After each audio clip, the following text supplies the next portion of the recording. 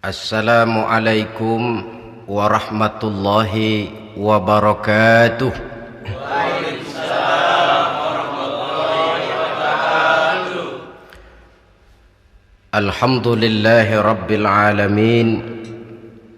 Wassalatu wassalamu ala ashrafil anbiya'i wal mursalin Sayyidina wa maulana Muhammadin wa ala alihi wa ashabihil mujahidin at-tahirin, amma ba'd.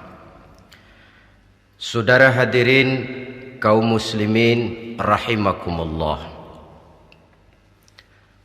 Dalam kehidupan sehari-hari kita selalu berhadapan dengan dua hal yang berlawanan, dengan dua hal yang kontroversial kata orang sekarang, yang kita diharuskan memilih satu di antara kedua hal itu.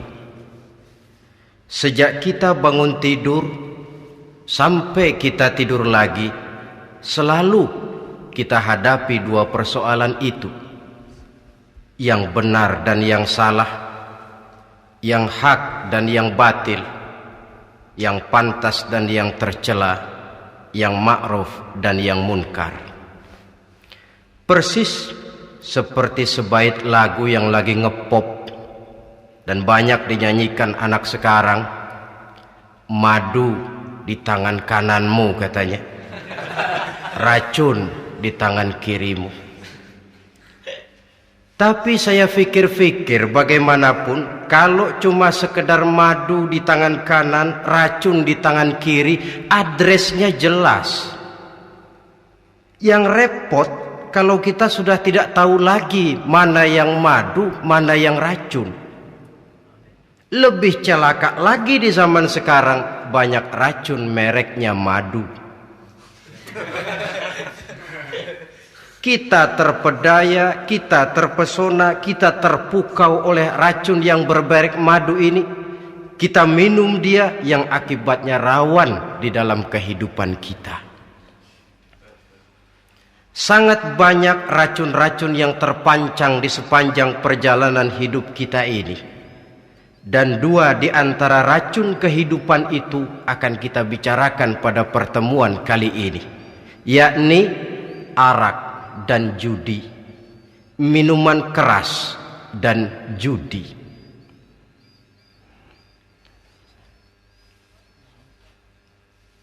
Sebagai yang kita maklum bahwa Islam bertujuan memelihara kemuliaan manusia yang diciptakan fi ahsani taqwim, dalam bentuk yang paling sempurna.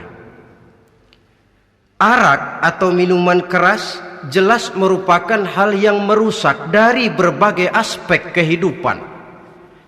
Entah kesehatan tubuh, entah pertumbuhan akal, ketentraman rumah tangga, ketentraman masyarakat, bangsa dan negara. Cobalah sejenak kita adakan penyelidikan.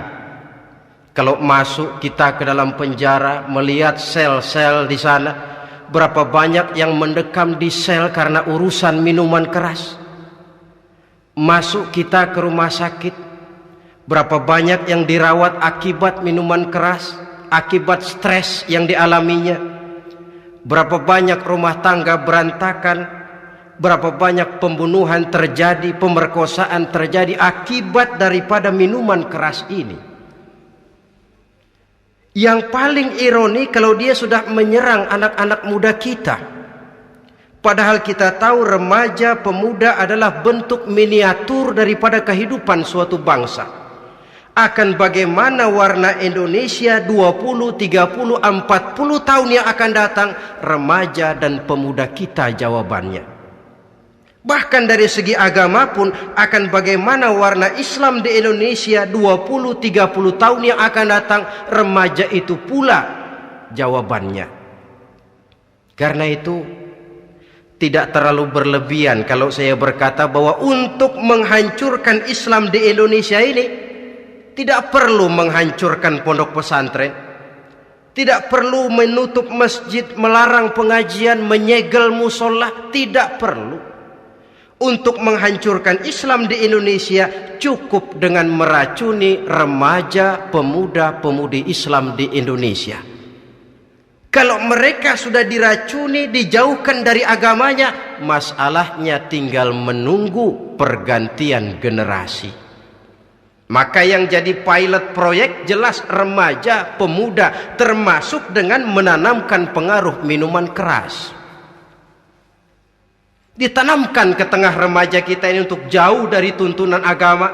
Hei pemuda-pemuda Islam, kalau kau mau jadi pemuda modern, jangan dekat-dekat ke masjid. Masjid khusus 60 tahun ke atas. Sepertinya di depan masjid itu ada papan pengumuman masjid khusus 60 tahun ke atas. Baca Quran kolot. Seiring dengan itu lalu modernisasi diartikan dengan westernisasi. Kau tidak akan bisa jadi pemuda modern sebelum semua yang datang dari barat kau telan mentah-mentah. Kau harus bisa bergaul seperti orang barat, berumah tangga macam orang barat, makan minum seperti orang barat. Kalau nyanyi lagu barat yang orang lain gak ngerti, kamu juga gak tahu.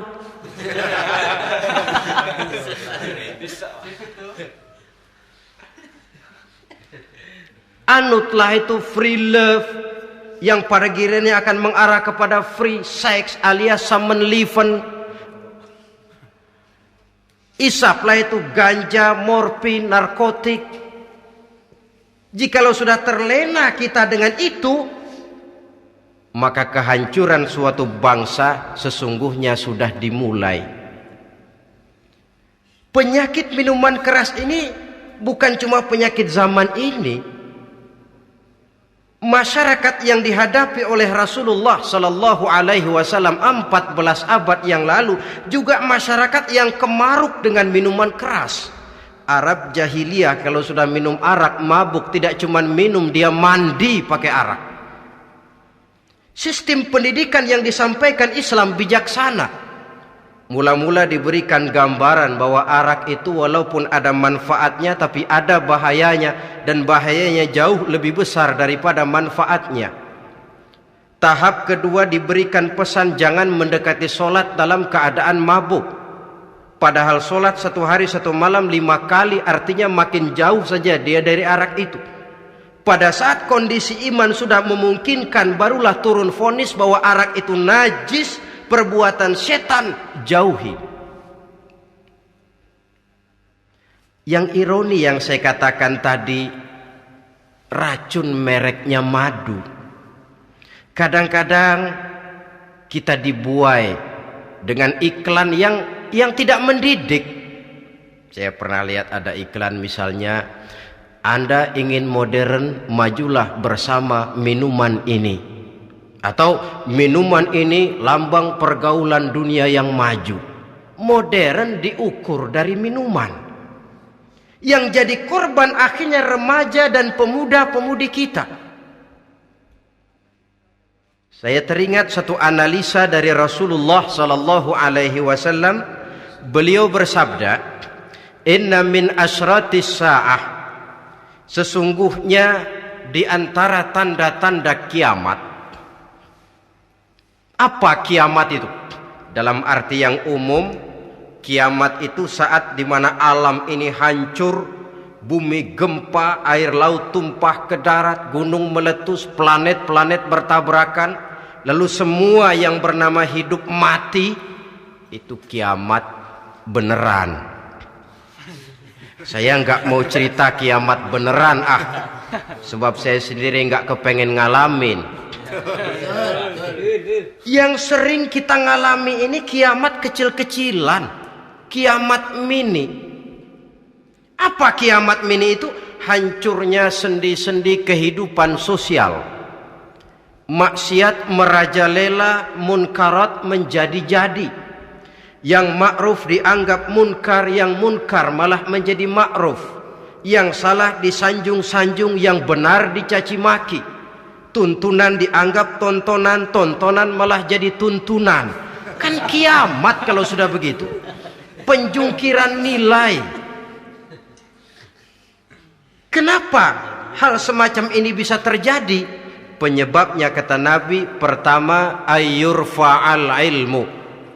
Ilmu diangkat oleh Allah. Bagaimana cara Allah mengangkat ilmu dan apa maksudnya itu? Allah mengangkat ilmu itu, saudara, caranya pertama dengan mewafatkan ulama.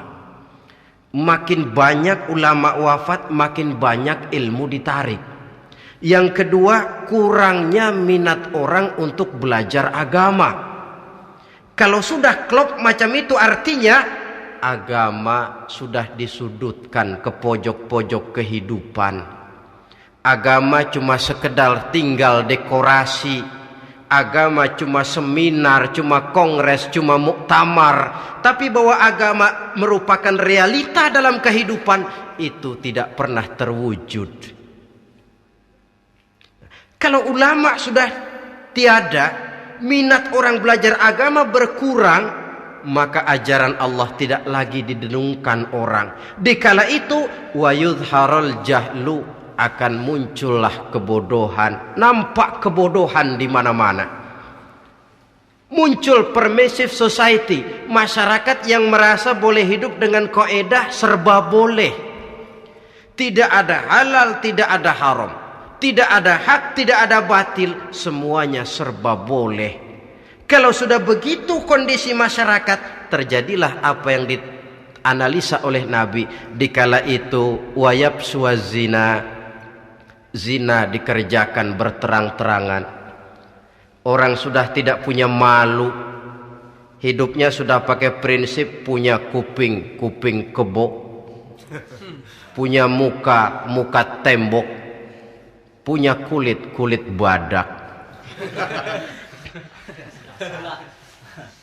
Kalau juga dikasih tahu, malu dong kau tinggal serumah belum nikah. Malu sama siapa? Masyarakat. Allah, masyarakat cuek aja.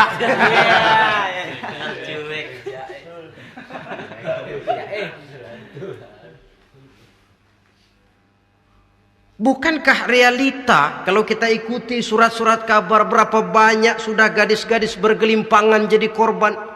Berapa banyak bayi-bayi yang lahir ke alam ini tanpa harus tahu kemana dia mesti manggil bapak, yang akhirnya mengalami keterakisan, dimasukkan ke dalam kantong plastik, dibuang ke tempat sampah. Kalau itu sudah terwujud, muncul efek negatif yang kedua, wa yushrabal khamr, arak, minuman keras jadi kebanggaan.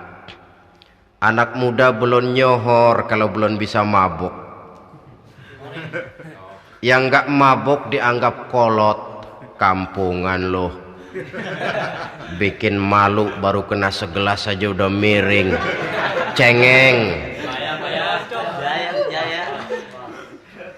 Temen kita hebat sampai nyungsep di got. Yang nyungsep hebat. Ya, kalau cuma yang hancur kehidupan pribadi. Tapi kalau sudah menyangkut masa depan, yang berarti masa depan suatu generasi adalah merupakan masa depan daripada suatu bangsa.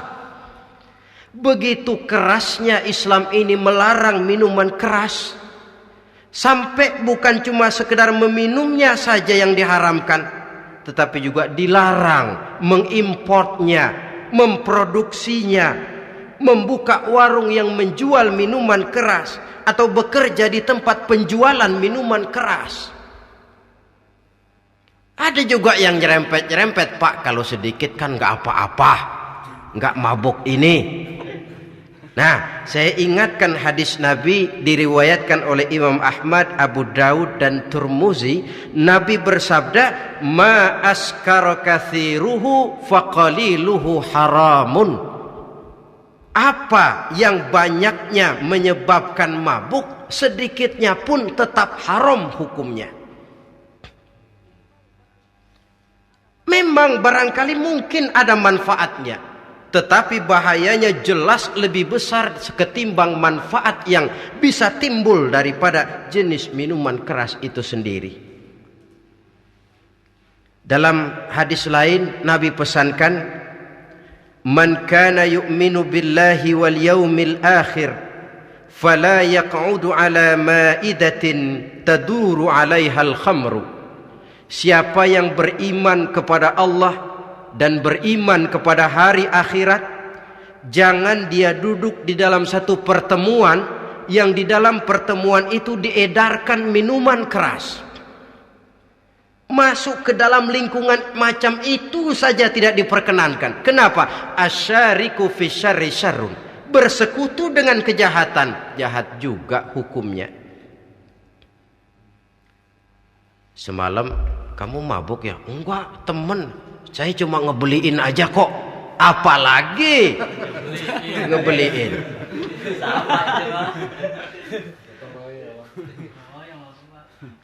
Sebab apa? Dalam keadaan mabuk, orang tidak lagi bisa berpikir secara logik. Daya kontrol hilang, artinya perbuatan sudah tidak terkontrol lagi. Yang pertama. Yang kedua, IQ tidak akan tumbuh dan berkembang secara normal seperti yang kita harapkan. Yang ketiga, harga diri akan runtuh hancur di tengah masyarakat. Bayangkan kalau tengah malam kita digotong orang, diantar ke rumah kita. Dengan kondisi macam itu masih punya muka kita untuk tegak di tengah masyarakat. Masih punya harapan kita untuk tumbuh menjadi pemimpin. Sementara orang terkenang, ini kan yang kemarin malam gua gotong, dia lagi mabuk. Harga diri, kepribadian. Jangan lupa saudara, kita hidup di tengah masyarakat. Masyarakat itu punya hukum yang tidak tertulis, tapi lebih kuat dan lebih kejam daripada hukum tertulis. Orang bilang, sekali arang tercoreng di dahi, seumur hidup orang akan tetap ingat. Makanya Rasulullah dalam hadis memberikan tamsil untuk adik-adik remaja muslim ini, masalul mu'min kamasalin nahli. Perumpamaan orang yang beriman itu persis seperti tawon. Mentalitas orang mukmin persis tawon. Apa mentalitas tawon? Kalau kita ngaji bab tawon, kita renungi apa keistimewaan tawon. Saya lihat-lihat, ternyata tawon itu punya 4 keistimewaan. Pertama, tawon itu yang dihisap selalu saripati bunga. Bagus makanannya. Belum pernah tawon keliru makan. Saya belum pernah dengar kok ada tawon makan tahu.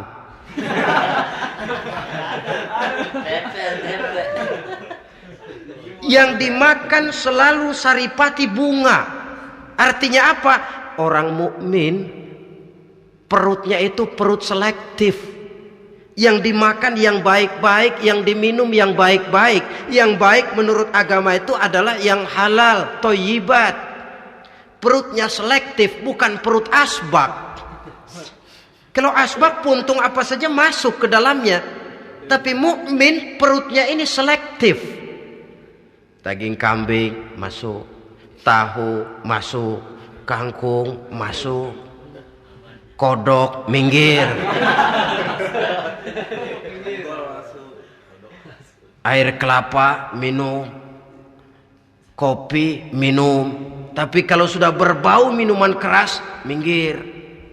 Sebab apa? Makanan dan minuman yang kita masukkan ke dalam perut besar ini akan digiling dalam perut besar,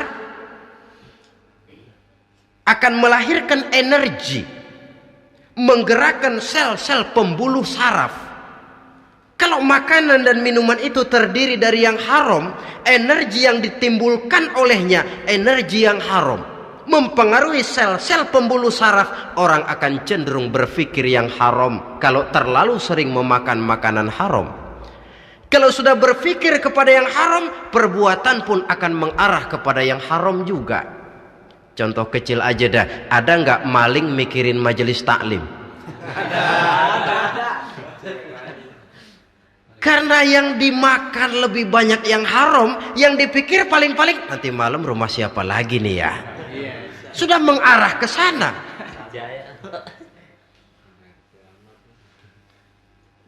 Saripati bunga yang dimakan tawon itu. Lalu tawon yang kedua saya lihat yang dikeluarkan selalu madu. Artinya apa? Orang mukmin itu kalau dia berkata, perkataannya mengenakan orang. Kalau dia berbuat, perbuatannya membawa manfaat bagi orang. Kalau kakinya melangkah, tentu ke tempat yang ada gunanya, yang dikeluarkan madu, bukan racun. Indah tawon itu. Yang ketiga, tawon saya lihat kemanapun dia hinggap tidak ada dahan patah. Artinya apa?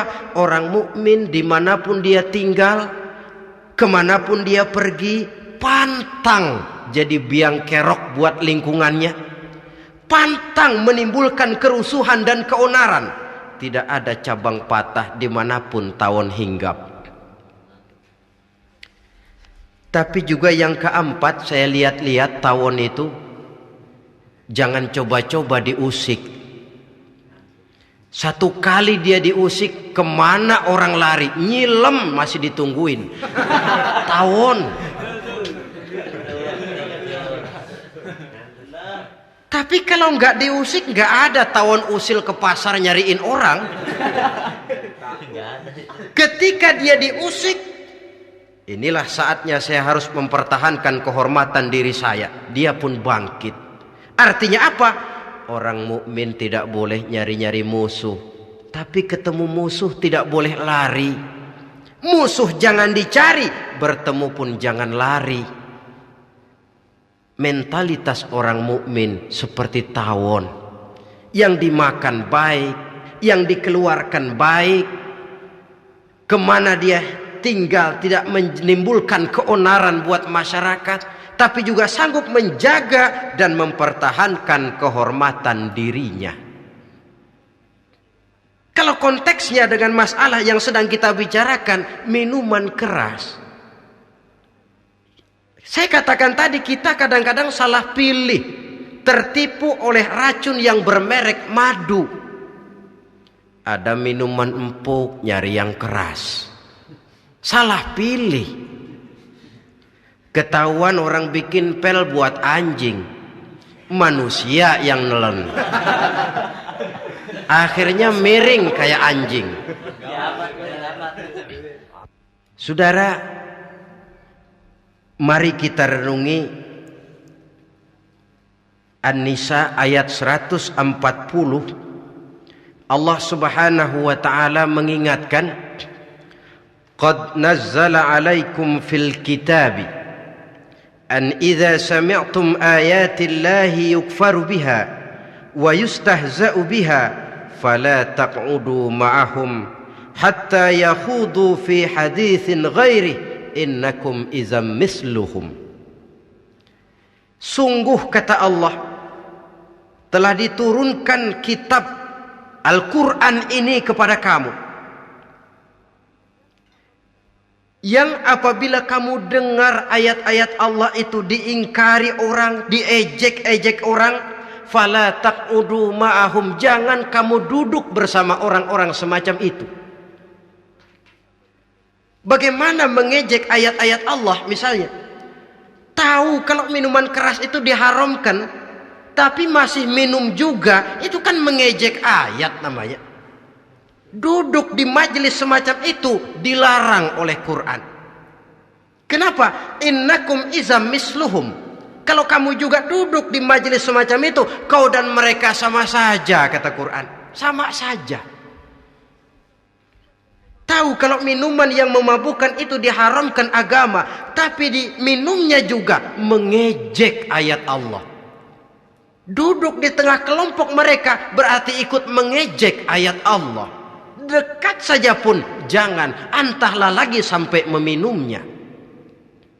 Maaf, bukankah Allah menurunkan Al-Quran kepada manusia, kata Imam Al-Ghazali, persis, maaflah, seperti gubernur berkirim surat kepada Pak Lurah. Dalam suratnya Pak Gubernur bilang, Pak Lurah, tolong carikan tanah di daerah Kebayoran untuk sekolah 6.000 meter. Pak Lurah dapat surat dari Pak Gubernur, bangga bukan main. Itu surat sore, pagi, siang, malam dibaca. Ditaruh di tempat yang tinggi.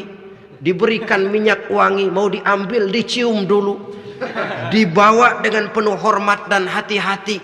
Tapi tanah yang dipesan Pak Gubernur tidak dicari-cariin. Penghargaan macam apa ini? Nanti gubernur cek, Pak Lurah, siap Pak? Sudah terima surat saya? Sudah Pak, sudah. Bagus. Lalu bagaimana? Aduh Pak, surat Bapak sore pagi siang malam saya baca. Bagus. Apalagi Lurah? Surat Bapak saya taruh di tempat yang tinggi Pak. Saya pakaiin minyak wangi. Mau saya ambil, saya cium dulu. Saya bawa dengan penuh hormat dan hati-hati. Bagus Lurah, kau memang hormat sama atasan. Cuman Lurah, tanahnya udah dicariin belum? Nah yang itu belum tuh Pak. Belum. Kata gubernur, bagus Lurah, besok berhenti lo ya.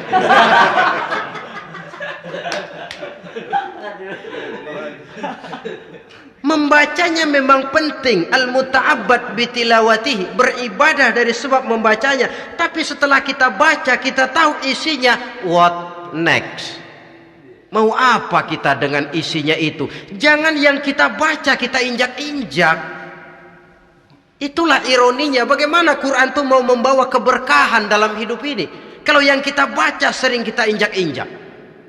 Dalam kehidupan kita baca ayat, wa ahallallahul bai'a wa harramar riba. Allah halalkan jual beli, Allah haramkan riba, tapi renten ditelan terus.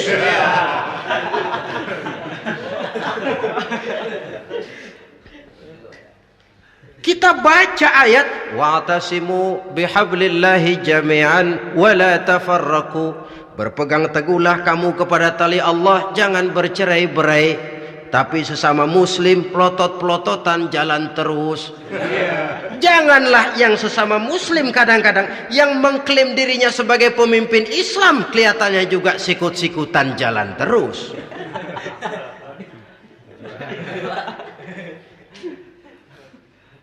Sehingga tidak heran kalau orang bilang di bawah ngamalin ayat kursi sudah sampai di atas ayat hilang, tinggal kursi saja yang diamalin. Ironi dan menyedihkan. Perjalanan panjang memang saatnya kita menunggal dengan Al-Quran ini. Tetapi prosesnya memang harus kita mulai dari sekarang. Perkara kapan proses ini selesai itu bukan masalah kita. Tapi bahwa kita sudah memulai suatu proses, itulah yang diharapkan. Hadirin yang saya hormati, oleh karena kerasnya peringatan Islam terhadap minuman keras, pernah satu hari seorang lapor kepada Khalifah Umar bin Abdul Aziz bahwa ada sekelompok orang berkumpul meminum minuman keras. Kata Khalifah Umar bin Abdul Aziz, dera mereka, hukum, cepat. Ya Khalifah, kenapa? Di tengah mereka ada juga orang yang Ramadan biasa puasa. Begitu, iya, yang biasa puasa duluan hukum. Kenapa? Mengerti memang lebih besar resikonya daripada tidak mengerti. Kalau yang tidak mengerti dilatar belakangi oleh kebodohan, barangkali masih bisa ditolerir, masih bisa dimaklumi. Ini toh sudah tahu mau puasa, kenapa berkumpul di majelis yang ada minuman keras? Tapi memang kelompok ini kan memang selalu ada. Kita lihat dalam masyarakat itu kan ada 4 kelas itu. Pertama, ada orang yang tahu perintah dan tahu larangan. Ini the first class, kelompok terbaik. Perintah tahu dia kerjakan, larangan tahu dia jauhi. Ini orang terbaik. Yang kedua, ada orang tahu perintah tapi tidak tahu larangan. Perintah tahu, larangan tidak tahu. Sholat mau, puasa mau, zakat fitrah bayar, nyolong mau, mabuk ayo. Perintah tahu tapi larangan tidak tahu, akhirnya semua dikerjain. Barangkali yang rada bingung malaikat bagaimana nyatatnya ini, kotor absen. Gelas yang ada di hadapan saya ini, kalau semua diisi air putih macam ini, kan jelas bisa diminum orang.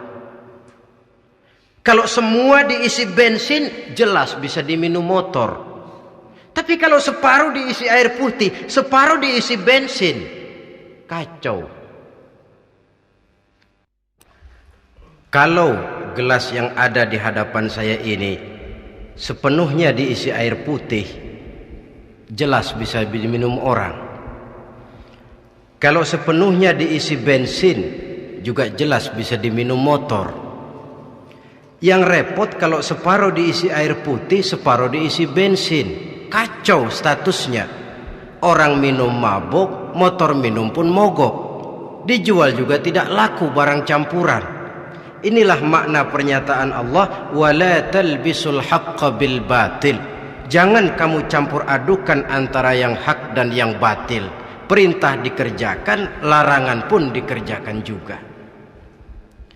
Kelompok ketiga, ada pula manusia yang tahu larangan tapi tidak tahu perintah. Larangan tahu tapi perintah tidak tahu. Jahat sama tetangga tidak. Mencuri tidak, mabuk tidak, zina tidak, sholat tidak, puasa tidak, polos, semua serba tidak. Dan yang terakhir, kelompok keempat, perintah tidak tahu, larangan pun tidak tahu. Ini masuk kelompok makhluk gratis.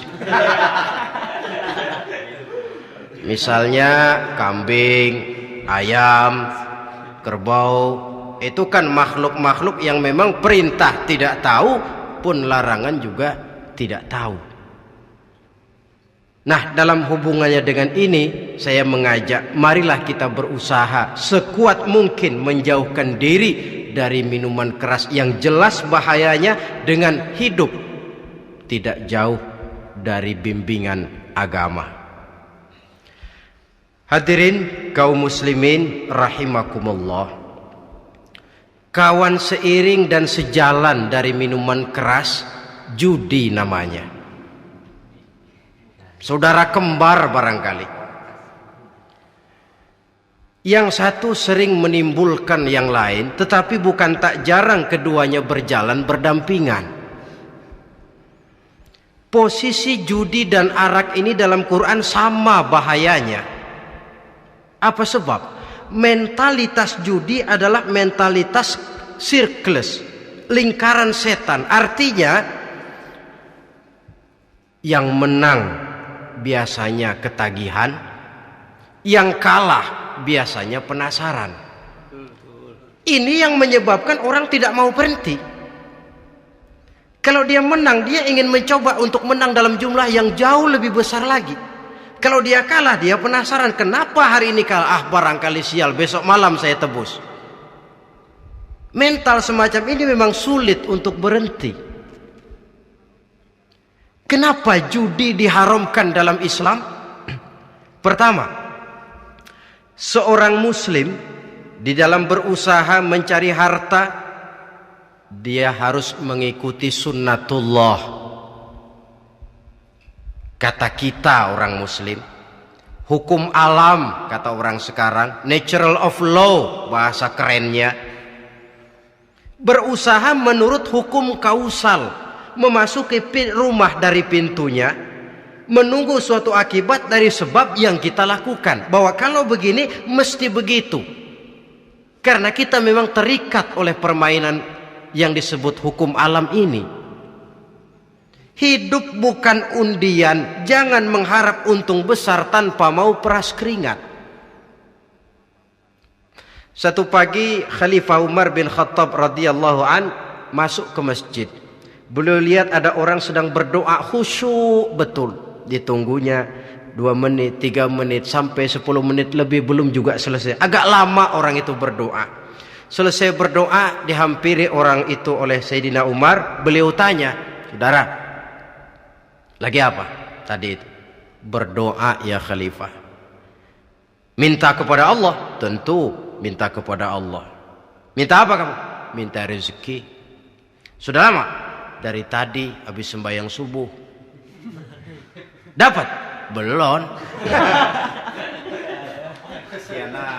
Ya memang kata Sayyidina Umar, inna sama la tumtiru zahaban wala fiddatan. Langit itu tidak mungkin akan menghujankan emas, tidak mungkin pula menghujankan perak. Jadi orang dilarang duduk bermalas-malas menunggu keajaiban yang datang dari langit. Karena memang hidup ini bukan undian, jadi jangan mengharap untung besar tanpa mau peras keringat. Di dalam berusaha kita terikat oleh sunnatullah. Kalau begini sebab penyebabnya, akan begini akibat yang ditimbulkannya. Yang kedua, Islam menjadikan harta manusia itu sebagai benda berharga yang dilindungi. Mengambilnya dengan judi termasuk memakan harta orang lain dengan cara yang batil. Yang ketiga, judi itu sendiri dapat menimbulkan permusuhan dan pertentangan antara para pemain itu sendiri. Meskipun kelihatannya kompak duduk dalam satu meja yang saling berhadap-hadapan, yang kalah kelihatannya pasrah, tetapi kan itu cuma kulit permukaan. Batinnya bagaimanapun juga yang kalah itu tetap mendendam. Sedangkan yang kalah di samping mendendam juga mengomel, mencaci mungkin ya lawan bermainnya, ya mungkin juga dirinya sendiri. Dan yang keempat, judi itu merusak aktivitas hidup, membuat orang membuang waktu dengan tidak terasa, dan yang pada gilirannya melupakan orang kepada tanggung jawab. Wah, kalau sudah memegang kartu, konon kabarnya, saya sendiri alhamdulillah belum pernah,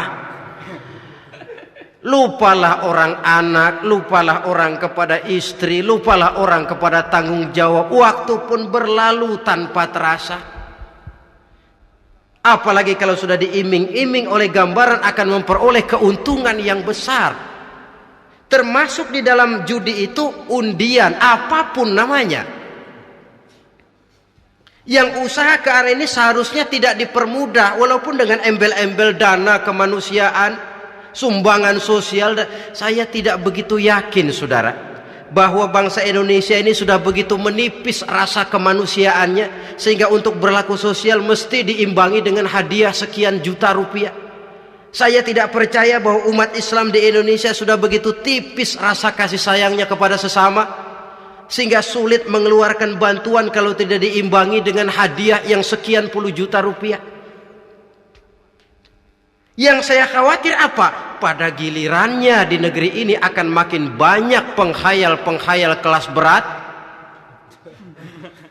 tukang-tukang lamun kelas tinggi, yang hidup cuma ngumpulin jikalau. Andai kata umpama misalnya orang sudah kemana-mana, kita masih menghitung jikalau.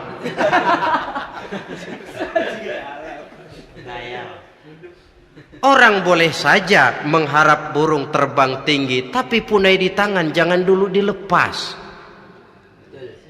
Artinya idealisme silahkan terbang setinggi langit, tapi kaki harus tetap berpijak di alam realita.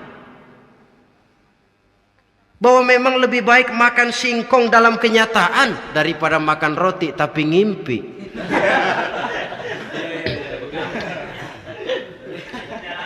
Kadang anaknya menangis, Pak minta jajan, ada uang 200 rupiah. Sudahlah sabar, kau jangan jajan, nanti bapak beliin kalau tembus 100 juta nih. Akhirnya yang 100 juta tidak, anak pun kelaparan. Bukankah akan jadi masalah bagi semuanya? Belum lagi rasa sayang kepada harta yang sudah dia miliki, entah itu tanah, rumah, kendaraan. Kalau sudah kadangkala di meja judi, hilang rasa sayang kepada benda itu. Ada rumah-rumahnya dilelang, ada kendaraan-kendaraan jadi taruhan, ada jam tangan pun copot tanpa terasa. Maka berapa banyak rumah tangga berantakan, istri minta cerai, orang jadi nekat merampok, orang jadi nekat mencuri, korupsi kalau dia pejabat. Akibat apa ini? Pengaruh yang namanya judi. Saudara kaum muslimin, ma'asyiral muslimin rahimakumullah. Itu sebabnya di dalam surah Al-Maidah ayat 90 Allah menekankan, innamal khamru wal maisir wal ansab wal azlam rijsun min amali syaitan fajtanibuhu la'allakum tuflihun. Sesungguhnya arak, judi, berhala, mengundi nasib itu rijsun. Ya Allah, jarang benar Quran menggunakan kalimat rijsun. Rijsun ini sudah merupakan puncak kekotoran. Bapak moyangnya najis, itu rijsun. Rijsun, kotor. Sudah kotor ditambah pula min amali syaitan, pekerjaan setan. Fajtanibuhu, jauhi. Jangan sampai main, dekat saja tidak boleh, jauhi. La'allakum tuflihun, jikalau kamu mau menjadi orang-orang yang beruntung. Sejarah tidak pernah mencatat ada orang jadi miliuner karena judi. Sejak David Rockefeller sampai Aristotle Onassis, orang-orang kaya top di dunia, mereka kaya bukan karena judi, tapi karena kemauan peras keringat banting tulang, mau memulai sesuatu dari kenyataan yang real di depan mata. Sebab apa? Hidup ini memang perjuangan. Janganlah kita ingin hidup dengan satu prestasi, ingin tetap hidup seperti apa adanya sekarang ini saja, toh kita harus berjuang. Apalagi ingin hidup lebih baik, lebih terhormat, lebih mudah. Hidup perjuangan. Perjuangan berarti pengorbanan. Berani hidup artinya berani berjuang. Berani berjuang maksudnya rela berkorban. Takut berkorban, jangan berjuang. Tidak mau berjuang, berhenti hidup. Itu logika. Dan bagaimanapun saya yakin lebih baik berkorban daripada menjadi korban. Kalau sekarang kita berkorban, peras keringat, banting tulang, berusaha secara sunnatullah untuk menghidupi anak, istri, keluarga, pada satu saat kita tidak akan menjadi korban kebrutalan anak-anak kita sendiri kalau mereka dibesarkan dan tumbuh berkembang oleh hasil yang diperoleh dari meja judi. Ayat 91 Al-Maidah ini lebih memperkuat lagi. Kalau itu arak,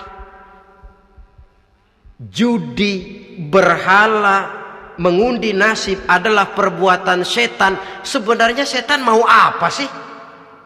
Ayat 91 menegaskan, innama yuridu syaitanu ayyuqi'a bainakumul adawata wal baghdha'a fil khamri wal maisir. Yang dimaui setan itu tidak lain supaya dengan arak dan dengan judi timbul rasa permusuhan, sikap memusuhi, saling marah di antara kamu.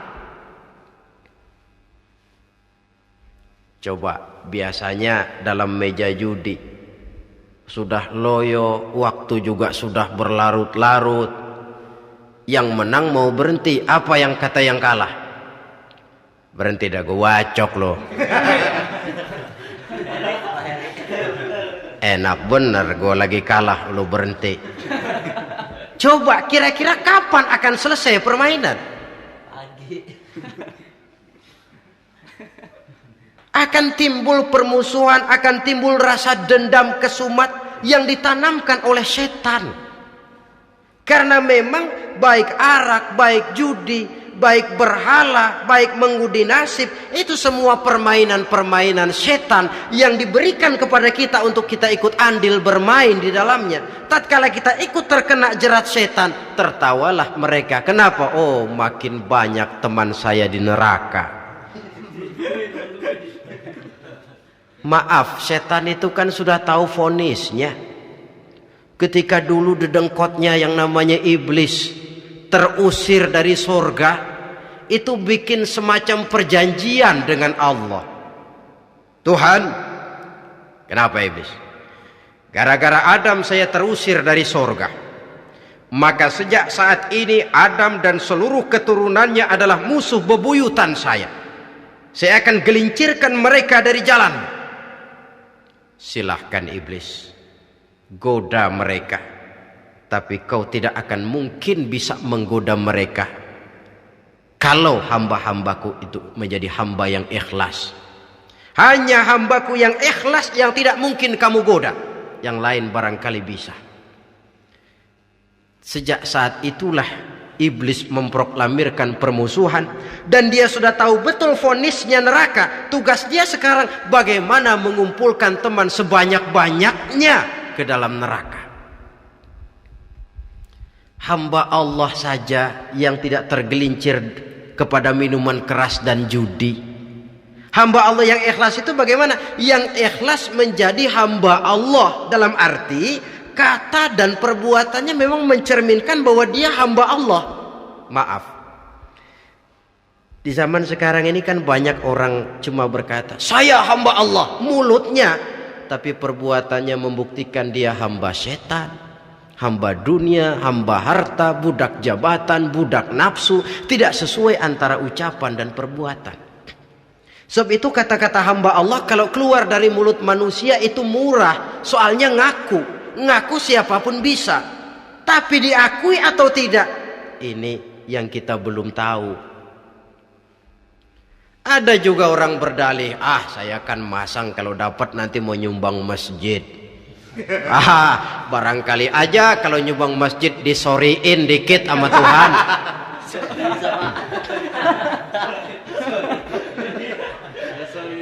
Apa bisa begitu? Saudara, kita tidak mungkin mencuci kain dengan air najis. Innallaha thayyibun, kata Nabi, la yaqbalu illa thayyiba. Allah itu baik dan hanya menerima yang baik. Bahwa dalam Islam tujuan yang baik harus dicapai dengan prosedur yang baik. Bahwa niat menyumbang masjid bagus, tapi hasil daripada judi atau undian tidak akan menyampaikan kita kepada tujuan itu. Tidak boleh mencuri kain walaupun niatnya untuk sholat. Kalau nyolong kain niatnya buat sembayang, dimaafin kali. Walaupun sholatnya sah, mencuri kainnya tetap saja dosa. Islam tidak menghalalkan segala cara untuk mencapai suatu tujuan. Bahwa tujuan yang baik harus dicapai dengan cara yang baik juga. Dan penyakit judi ini juga bukan penyakit baru. Sejak dulu masa jahiliyah judi mereka, saya kira kalau Las Vegas, kota judi Amerika saja barangkali masih kalah dengan cara judi jahiliyah dulu. Mereka kalau sudah judi itu uang. Habis uang, ada punya tanah pasang, taruhan. Habis tanah, ada rumahnya dipasang. Apalagi yang ada? Ternak unta dipertaruhkan. Harta habis, rumah ludes, kebun binasa, ada istri juga dipasangin. Judi.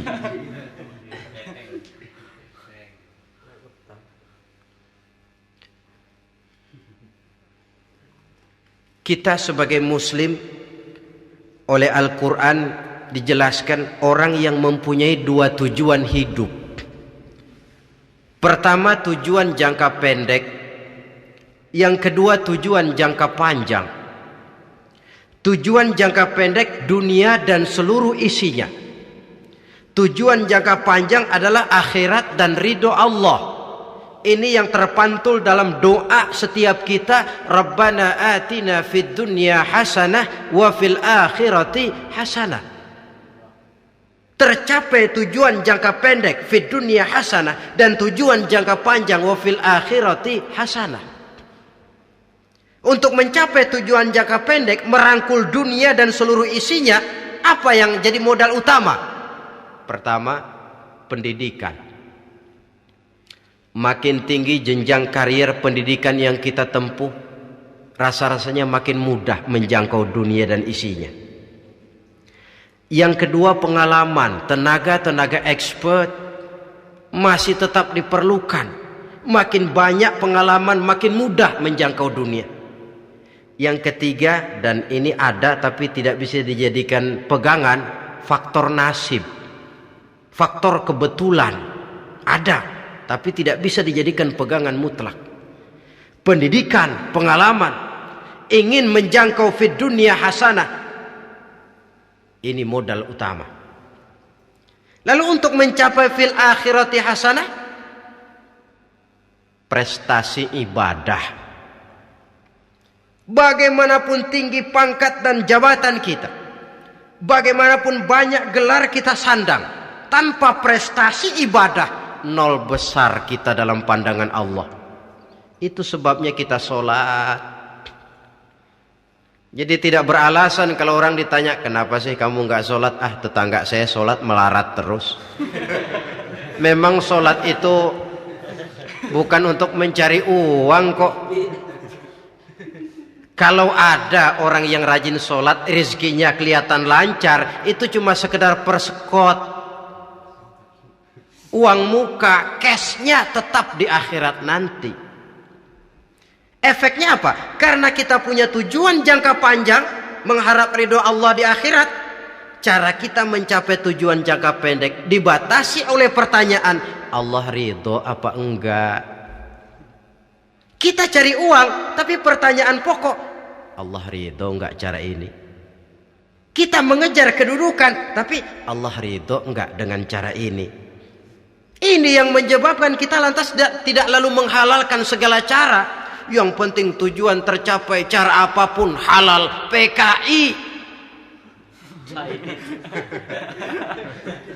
kan cuma PKI yang berprinsip asal tujuan tercapai, cara apapun halal. Dan kita sudah sepakat PKI dan seluruh ajarannya tidak berhak hidup di bumi Pancasila ini. Cuma jangan sekedar PKI-nya dikutuk tapi ajarannya dipakai.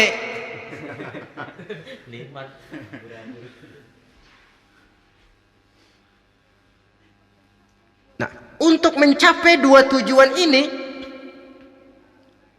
Islam mengajarkan sistem keseimbangan.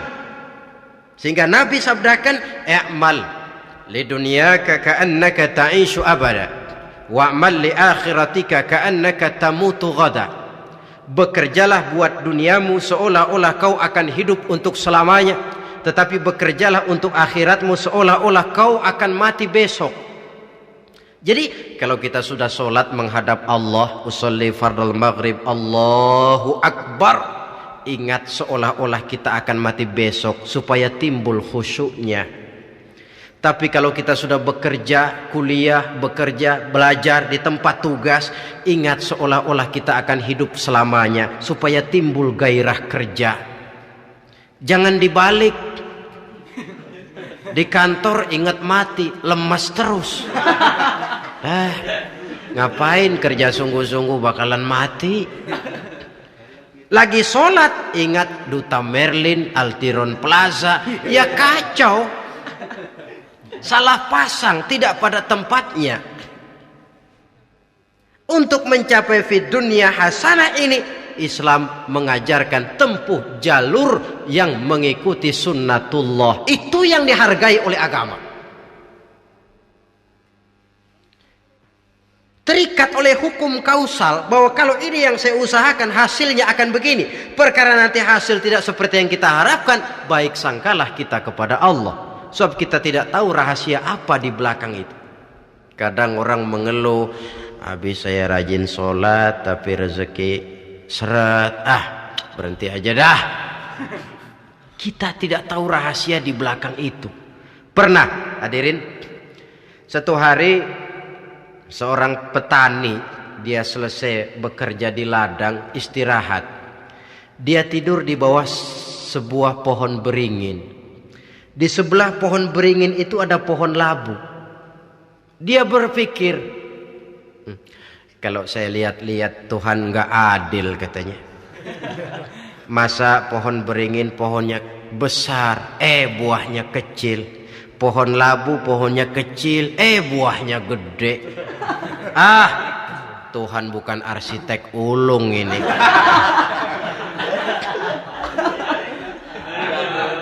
Mestinya supaya enak dilihat, beringin yang pohonnya besar buahnya sebesar buah labu. Pohon labu yang pohonnya kecil buahnya kecil saja sebesar buah beringin. Tidak adil Tuhan. Baru dia selesai berpikir Tuhan tidak adil, jatuh sebutir buah beringin tepat menimpa hidungnya. Dia terkejut. Astagfirullahalazim. Kalau begitu saya sadar katanya, Tuhan benar-benar adil. Coba kalau buah beringin segede buah labu. Waduh, kayak apa muka saya ini?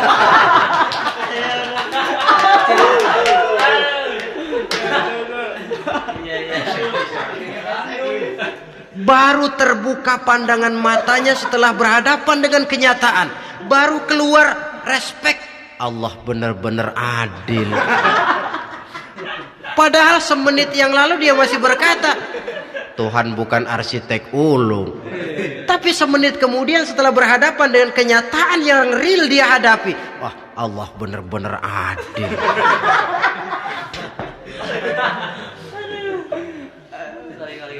Itulah kehidupan ini.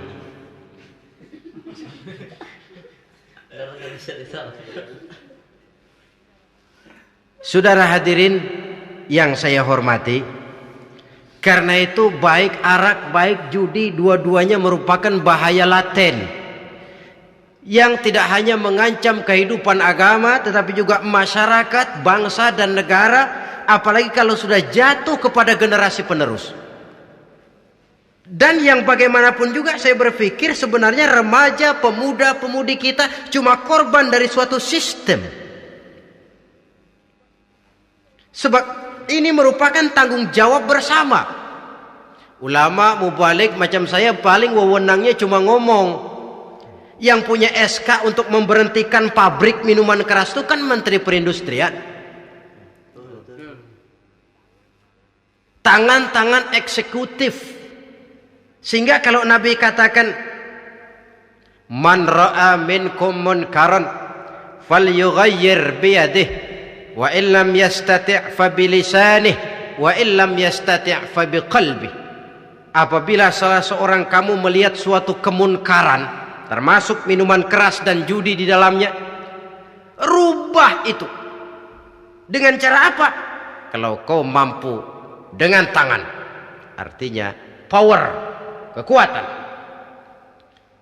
Kalau dengan tangan tidak mampu, ini orang kalau gue pukul gue yang melintir nih. Umpamanya, fabilisani, dengan lidah ngomong. Mas, saya senang sampean tinggal di sini, kampung kami tambah warga, tapi tolonglah jangan bawa pengaruh yang tidak baik. Kalau ternyata bicara pun tidak berani, fabiqalbi, cukup dalam hati, sekurang-kurangnya tidak ikut membenci kemungkaran dalam hati, itulah kadar iman yang paling lemah. Ini secara umum. Tapi kalau hadis ini kita mau adakan semacam, katakan description of job, bahasa kerennya, kita adakan pembagian tugas. Siapa yang harus merombak kemungkaran dengan power? Penguasa, pemerintah, sebab dia punya aparat. Siapa yang merombak kemungkaran dengan lidah? Ulama, kiai, mubalik, ngomong. Siapa yang hanya merubah kemungkaran dalam hati? Kita umumnya rakyat lemah ini, yang mau ngomong gak berani tapi hati pegel. Nah, kalau sudah ada pembagian tugas semacam itu, insya Allah masing-masing akan berjalan pada relnya, dan pada akhirnya selamatlah kita, bangsa Indonesia, umat Islam pada khususnya, dari bahaya, baik bahaya minuman keras maupun bahaya judi. Menyelamatkan bangsa dan yang lebih lagi menyelamatkan masa depan kita. Sekianlah saudara pertemuan kita pada saat ini. Mudah-mudahan ada manfaatnya. Terima kasih atas segala perhatian. Mohon maaf atas segala kekurangan. Usikum wa nafsi bitaqwallah. Wassalamualaikum warahmatullahi wabarakatuh.